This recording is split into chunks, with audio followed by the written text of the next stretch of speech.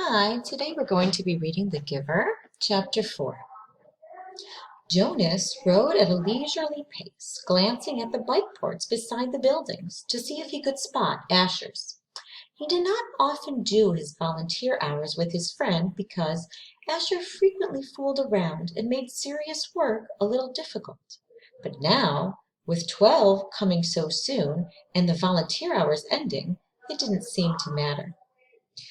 Okay, so today it's almost the ceremony of 12, and Jonas wants to do his volunteer hours with his friend Asher, right? Asher is usually not very serious, but today he just doesn't think that's so important. He just needs to do volunteer hours somewhere. The freedom to choose where to spend those hours had always seemed a wonderful luxury to Jonas.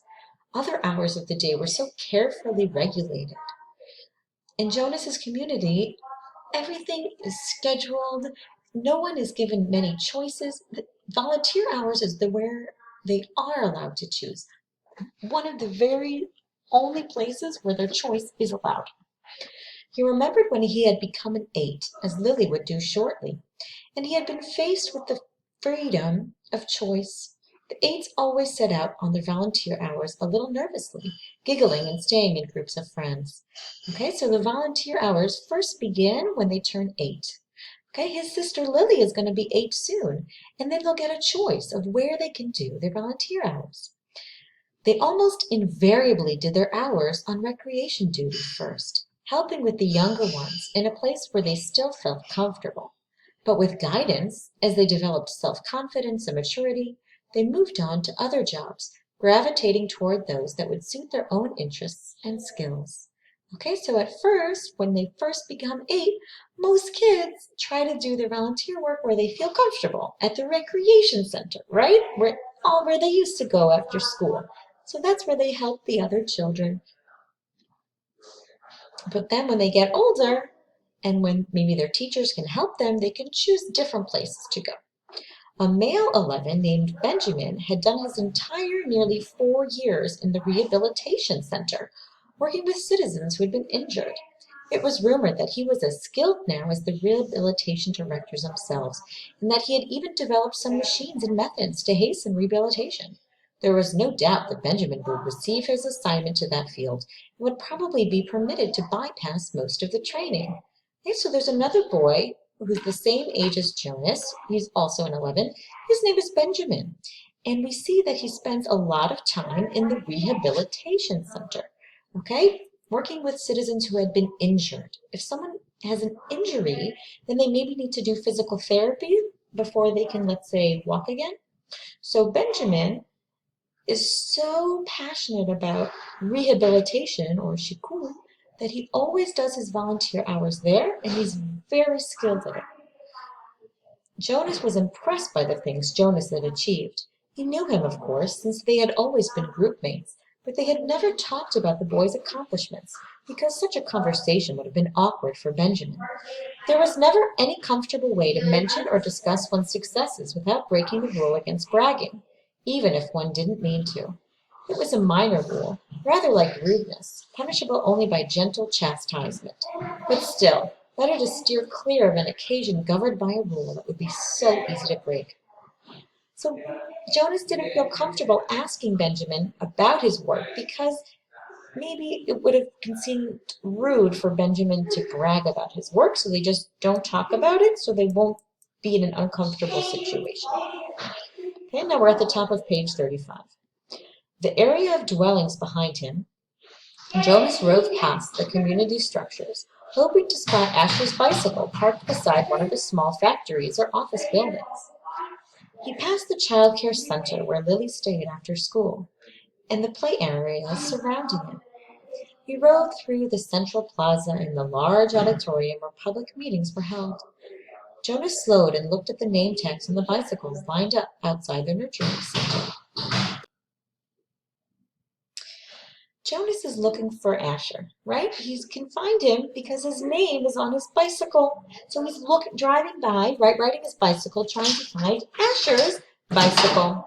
So he first looks at the nurturing center. He's not there. Then he looks for him outside the food distribution center. It was always fun to help with the deliveries, and he hoped he would find his friend there so they could go together on the daily rounds, carrying the cartons of supplies into the dwellings of the community. But he finally found Asher's bicycle, leaning as usual instead of upright in its port, as it should have been at the house of old. There was only one other bicycle there, that of a female lover named Fiona. Jonas liked Fiona. She was a good student, quiet and polite, but she had a sense of fun as well, and it didn't surprise him that she was working with Asher today. He parked his bicycle neatly in the port beside theirs and entered the building. So finally, Jonas finds Asher, right? He is at the house of old. There's another child also volunteering there today, and her name is Fiona. Okay, Jonas likes Fiona. She's a good friend of both Jonas's and Asher's. Okay, so he parks his bike beside theirs and he goes into the building in the house of old. Hello, Jonas, the attendant at the front desk said. She handed him the sign-up sheet and stamped her own official seal beside his signature. All of the volunteer hours would be carefully tabulated at the Hall of Open Records. Okay, so every time you go to volunteer, you just sign your name, and then your hours are recorded and it goes into the Hall of Open Records. You can always look up if you've done the right amount of hours. Once, long ago, it was whispered among the children, and 11 had arrived at the ceremony of 12, only to hear a public announcement that he had not completed the required number of volunteer hours, and would not, therefore, be given his assignment. He had been permitted an additional month in which to complete the hours, and then given his assignment privately, with no applause, no celebration, a disgrace that had clouded his entire future.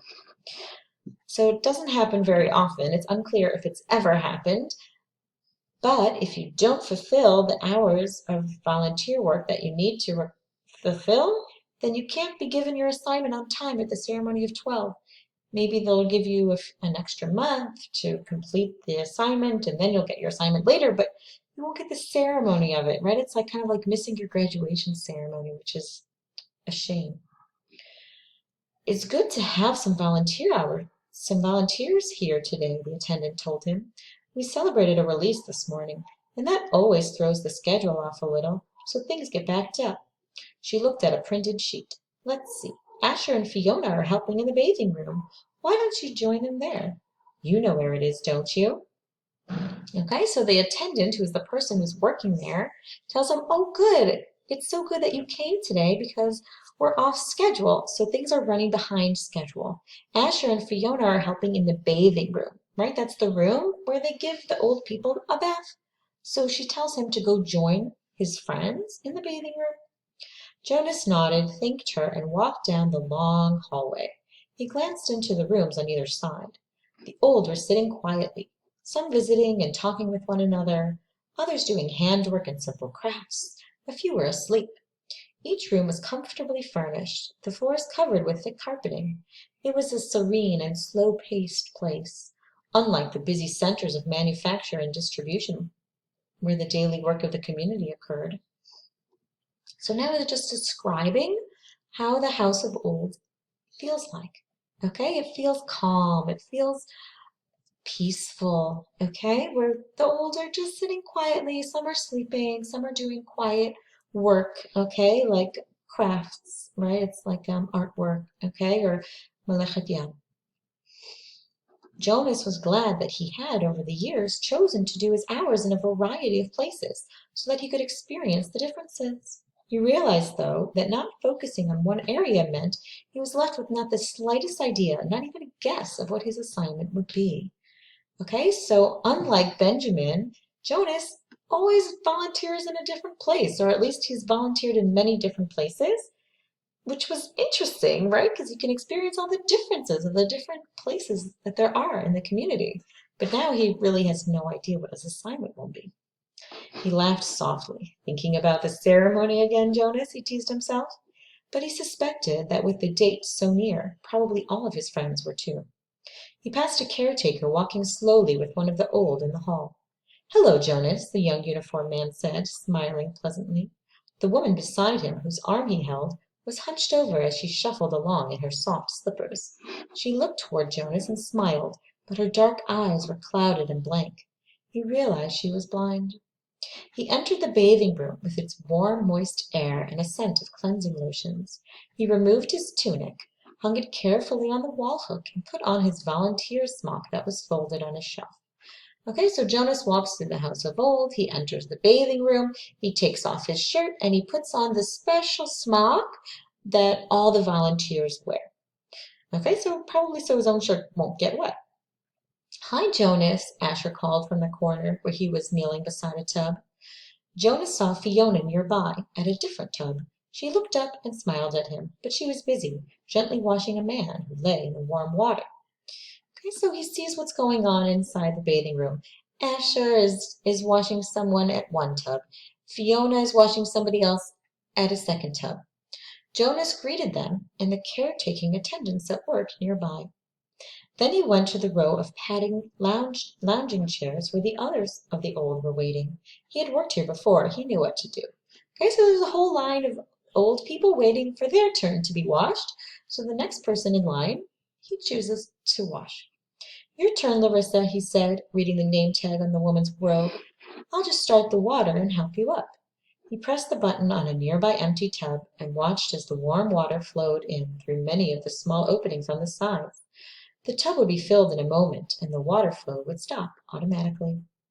He helped the woman from her chair, led her to the tub, removed her robe, and steadied her with his hand on her arm as she stepped in and lowered herself.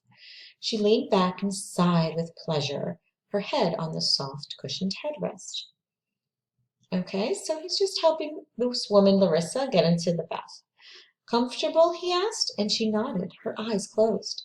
Jonas squeezed cleansing lotion onto the clean sponge at the edge of the tub and began to wash her frail body. Last night he had watched as his father bathed the new child. This was much the same. The fragile skin, the soothing water, the gentle motion of his hands slippery with soap, the relaxed, peaceful smile on the woman's face reminded him of Gabriel being bathed. So he makes sure the woman is comfortable, that the hot water isn't too hot. Okay, and he washes her just like he washed his father, washing the new child, Gabriel. And the nakedness, too. It was against the rules for children or adults to look at another's nakedness, but the rule did not apply to the new children or the old. Jonas was glad. It was a nuisance to keep oneself covered while changing for games, and the required apology if one had made a mistake. Glimpsed another body was always awkward. He couldn't see why it was necessary. He liked the feeling of safety here in this warm and quiet room.